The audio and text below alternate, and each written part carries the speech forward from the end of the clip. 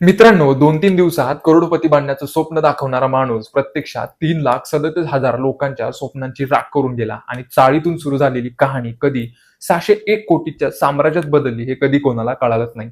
खरं तर चाळीतून सुरू झालेला प्रवास नंतर इंजिनिअरिंगचे शिक्षण घेऊन अमेरिका आणि सिंगापूरमध्ये नोकरी केली.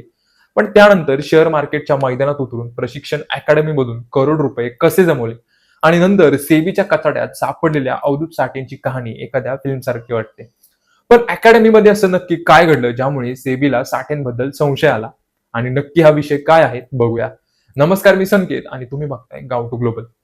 मुंबईतील दादर येथील चाळीतून नावालौकाला आलेले आणि कोट्यावधी रुपयांचे व्यापारी साम्राज्य उभारणारे फिन इन्फ्लुएन्सर अवधूत साठे यांची ट्रेडिंग अकॅडमी आस्थावर सध्या सेबीची साडेसाती सुरू आहे. Security and exchange board of India म्हणजे सेबीने प्रसिद्ध फायनान्शियल इन्फ्लुएन्सर अवधूत साठे यांच्या विरोधात मोठी कारवाई केली आहे. आणि शेअर मार्केटच्या नियमानुसार सेबीने साठेंवरती शेअर मार्केटमध्ये बंदी घालून मोठ्या प्रमाणावरती रक्कम जप्त केली आहे. पण या सगळ्यात शेअर मार्केटमध्ये साठे गुरुजींचा उदय कसा झाला सांगतो. हल्ली चाट गेली तरी चालेल, पण लोकांमध्ये श्रीमंत होण्याचे स्वप्न पाहणाऱ्यांना शेअर मार्केट नेहमीच आकर्षित करत असतो आणि बहुतेक लोक लवकरात लवकर जास्त कमाई करण्यासाठी शेअर मार्केटचा वापर करतात. पण त्यात जो कोण अभ्यास करून मार्केटमध्ये राहतो तेच लोक इथे टिकतात, पण बहुतेक लोकांना इथे तोटा सहन करावा लागतो. शेअर मार्केटचा खेळ समजून घेण्यासाठी सर्वसामान्यांसाठी नेहमीच अवघड जातं. पण आपली कमाई करायची इच्छा आणि याच गोंधळात अवधूत साठे नावाचा एक माणूस उदयास आला, ज्यांनी सर्वांना भुरळ पाडणारे विधान केलं. साठे म्हणाले, शेअर बाजारात पैसे कमवणे हे रॉकेट सायन्स नाही, मी तुम्हाला शिकवतो. यातूनच लाखोंच्या कष्टाने कमवलेल्या पैशांची कहाणी सुरू झाली. गुरु म्हणून आलेल्या माणसावर शेवटी फसवणूक आणि आर्थिक गैरव्यवहाराचा आरोप करण्यात आला. खरं तर याची सुरुवात सुद्धा प्रत्येक मध्यमवर्गीयांसारखीच होती. यानंतर इंजिनिअरिंगची डिग्री, परदेशात चांगल्या पगारात सॉफ्टवेअरची नोकरी, सर्व काही ठरलेलं होतं. पण अवधूत साठे या स्लो आयुष्यासाठी तयार नव्हते आणि त्यातच शेअर मार्केटकडे ते आकर्षित झाले. त्यांनी काही वर्ष स्वतःच्या बळावरती शेअर मार्केटमध्ये व्यापार केला, काही पैसे कमवले आणि तोट्यात सुद्धा गेले. नंतर त्यांनी एक नवीन व्यवसायाची कल्पना सुचली आणि त्यातून ट्रेडिंग शिकवण्याची योजना त्यांनी आखली. आता या कल्पनेमागे लोभ देखील लपला होता की नव्हता हे त्यांनाच माहिती, पण भारतातील लाखो लोक आर्थिक स्वातंत्र्यासाठी आसुरलेले आहेत, पण योग्य दिशा सापडत नाही किंवा नसल्याची जाणीव त्यांना झाली होती. आणि हीच पोकळी भरून काढण्यासाठी साठेंनी काही ठोस पावलं उचलली. त्यांनी नोकरी सोडली आणि परदेशातील अनिवासी भारतीय जीवन सोडून अवधूत साठे यांनी ट्रेडिंग आस्था या नावाने अकॅडमी सुरू केली. कुटुंब आणि मित्रांचा धोका त्यांना नेहमीच वाटत होता, पण कदाचित त्यांना माहिती नव्हतं की साठेंनी जाणून बुजून विचारपूर्वक उचललेलं हे पाऊल होतं. सध्या लहान गुंतवणूकदारांच्या खिशापर्यंत पोहोचण्याचा हा एक मार्ग होता. यानंतर सुरू झाला आस्थाचा प्रवास.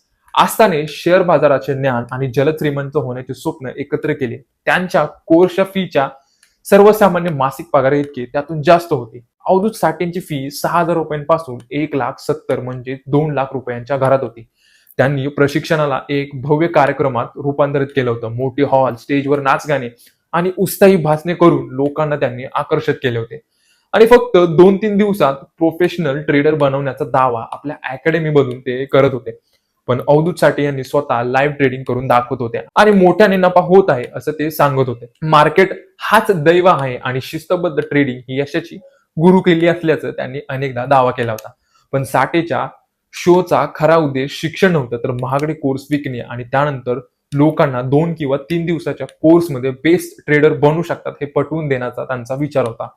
लाखो लोक या मार्केटिंग स्ट्रॅटेजीला बळी पडले, पण तोपर्यंत बेरोजगार तरुण, निवृत्त लोक आणि गृहिणी या सर्वांनी त्यांचे भविष्य साठे गुरूंच्या हातात सोपवले होते. आपल्या मराठीमध्ये एक म्हण आहे, मांजर जरी डोळे मिटून दूध पित असलं तरी तिला वाटतं आपल्याला कोणी बघत नाही.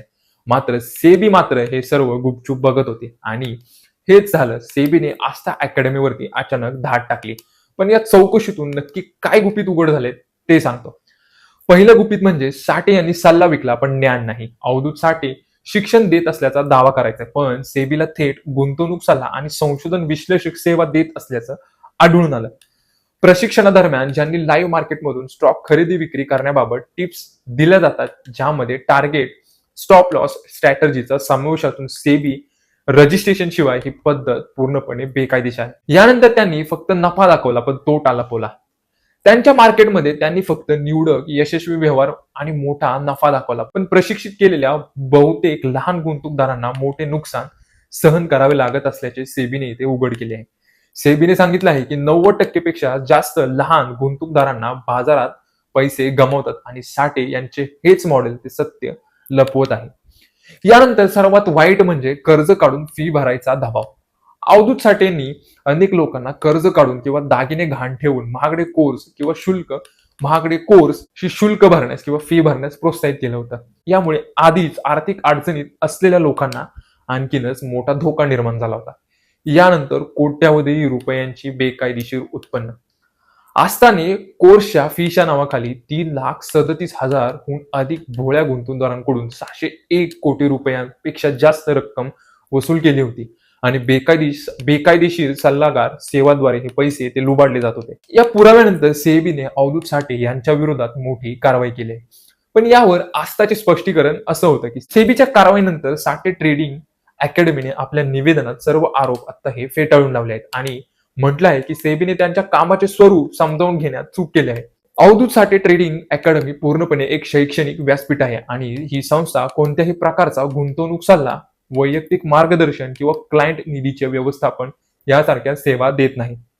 पण आता इथून पुढे यावरती काय होणार हे आपल्याला कळेलच. शेवटी एक गोष्ट लक्षात येते, शेअर मार्केट शिकायला गुरु लागत नाही, पण चुकीचा गुरु आयुष्यभराची कमाई जाळू शकतो. 601 कोटी रुपयाची रक्कम, 3 लाखाहून अधिक लोक आणि बिनधास्त लोकांची विकली गेलेली स्वप्न ही फक्त एका व्यक्तीची कथा नाही, ही सतर्क राहण्याची किंवा चेतावणी आहे. यावरती तुमचं मत काय आहे मला कमेंट बॉक्समध्ये नक्की कळवा आणि अशाच कॉन्टेंटसाठी आपल्या चॅनलला लाईक, शेअर, सबस्क्राईब करायला विसरू नका. भेटूया अशाच एका व्हिडिओमध्ये. तोपर्यंत धन्यवाद.